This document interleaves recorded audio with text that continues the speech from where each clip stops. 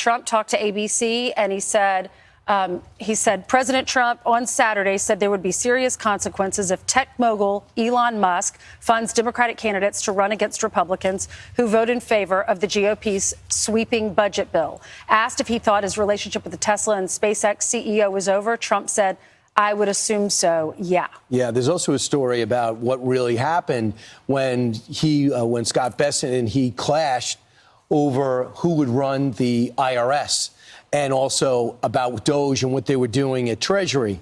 And when they left the office, the story is that Musk tried to ram him like a rugby player as he was in the hall, and then Bessent hit him back, and Trump evidently said, "This has got to stop."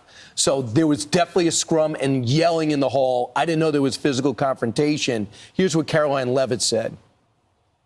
I certainly wouldn't describe it as a fistfight, Maria. It was definitely a disagreement. Although I was not there, I didn't witness it with my own eyes. I heard about it through secondhand reporting. But again, we've moved on from that. The president has moved on from it. And the entire administration is focusing on passing this bill. But also, Maria, cutting waste, fraud, and abuse from our government remains a critical component of this administration's agenda. In my view, the thing that did it was not the criticism of the bill, which is not helpful, but the president will overcome that. When he said the Epstein thing and when he said the president should be impeached. Are you crazy? This is an hour after you got the key to the Oval Office, after he stood up to you with the controversial things you did. I know about the $280 million. No one begged you to do it. And Trump won elections without being wildly outraised.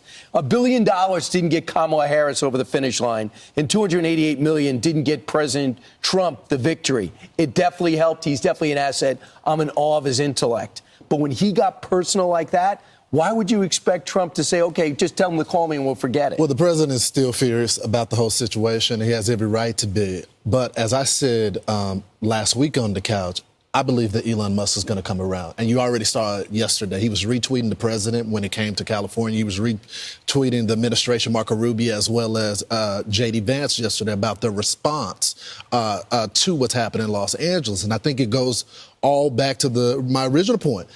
There's nowhere else to go, Elon. Either you're going to be with the party of crazy, which you just saw our first story of letting their city be on fire, or you're going to try to make this party better. There's a legitimate criticism when it comes to the big, beautiful bill, but you just can't shut down the entire bill as a result. We were all talking over the weekend, like, what do you think?